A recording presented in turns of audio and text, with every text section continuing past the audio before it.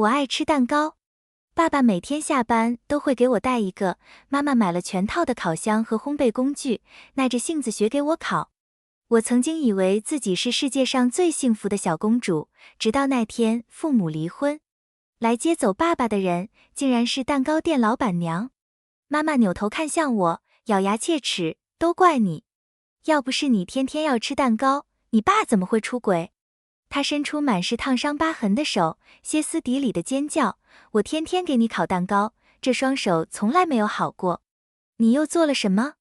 你俩都觉得外面的更好吃是不是？她抓起一个烤盘，狠狠砸在我身上。我咬着嘴唇，不敢出声。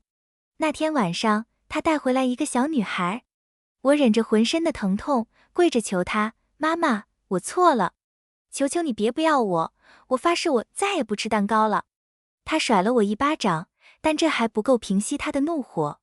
她把我扔进了那个大烤箱里，我不是你妈。你那么爱吃蛋糕，就待在里面好好反省。你和你那没出息的爸都该死。她摔门而去后，小女孩蹦蹦跳跳地跑到烤箱前，得意地笑着按下了开关。以后你妈妈就是我一个人的了。烤箱启动，温度开始攀升。我苦笑了一下，至少这样妈妈能开心了吧。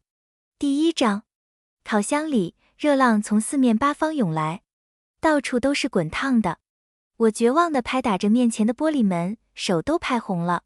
妈妈，我错了，救救我！好烫，放我出去！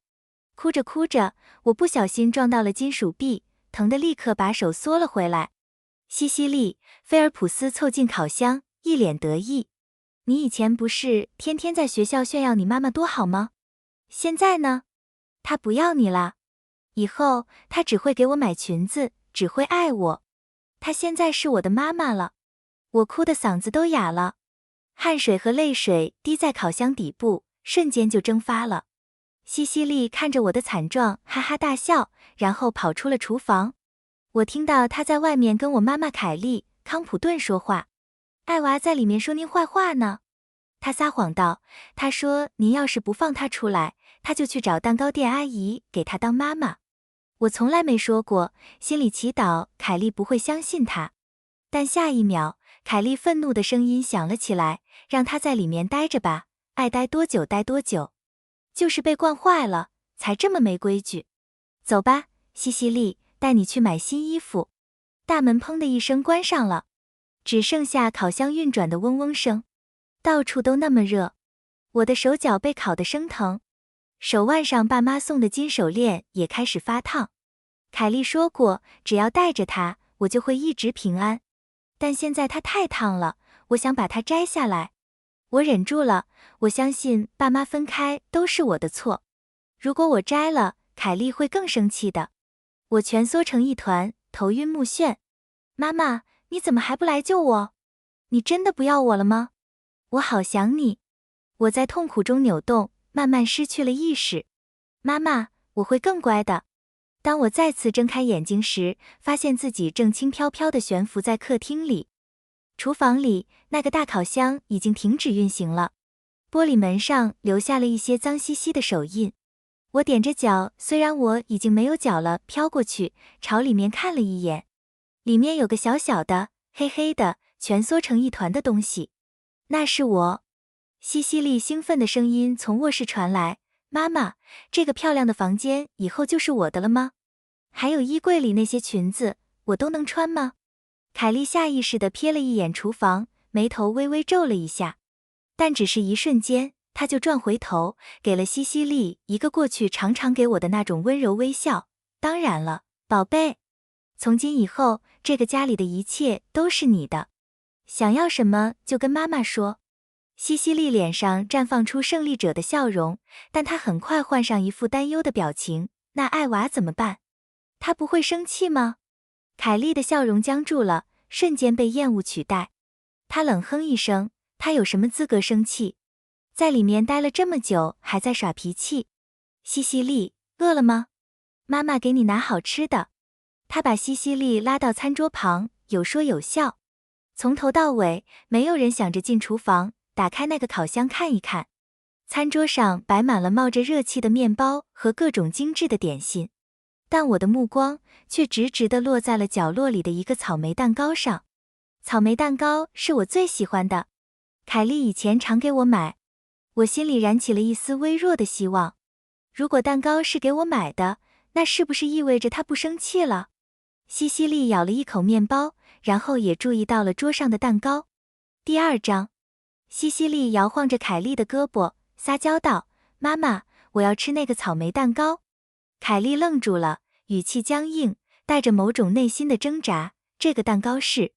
她哽住了，喉咙像被堵住。她闭上眼睛，深吸了一口气。在睁开时，她挤出一个疲惫的笑容。好，宝贝，妈妈给你打开。西西莉发出胜利的欢呼。飘在空中的我，感到一阵尖锐的酸楚刺痛了我那颗早已停止跳动的心脏。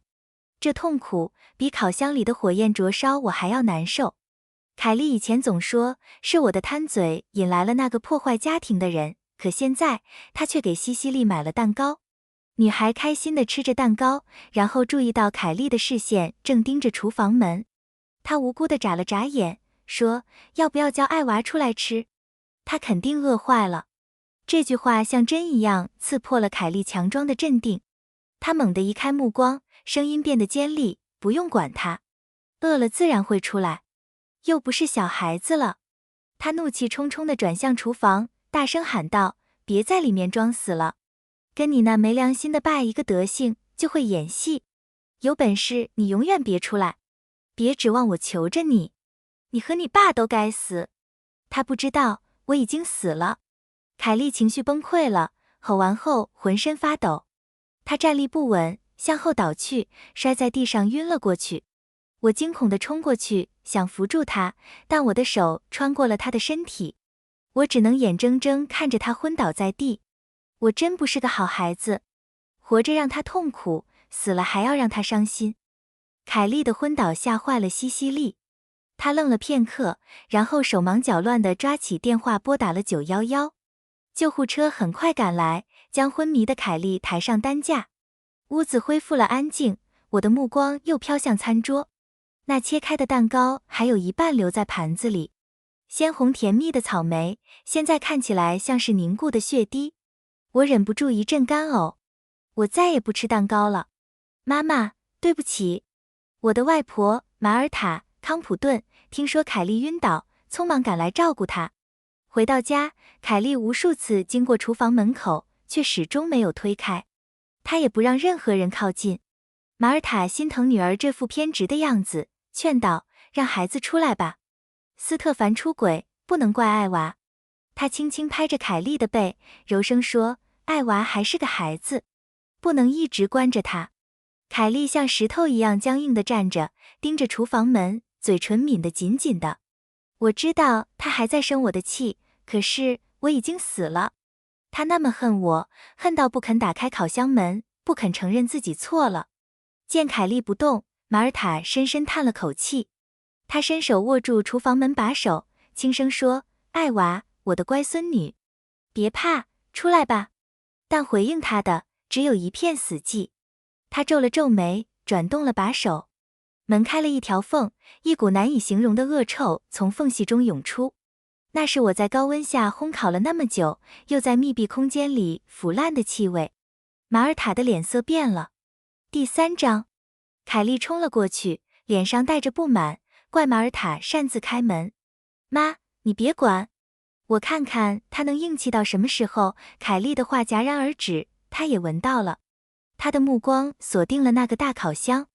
一股浑浊粘稠的黄色液体正从门缝里渗出来，那是我腐烂的尸水。我以为他会害怕，会震惊，会明白发生了什么，但他没有。短暂的愣神后，他的脸因暴怒而扭曲。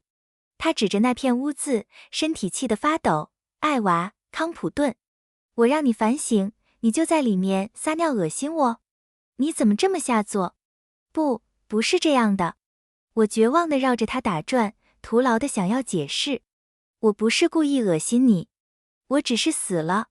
我想告诉他真相，可他一个字也听不见。看着他扭曲的面孔，我被无尽的悲伤和绝望淹没，连我的死，在他眼里也那么肮脏。凯莉转身气冲冲地走了。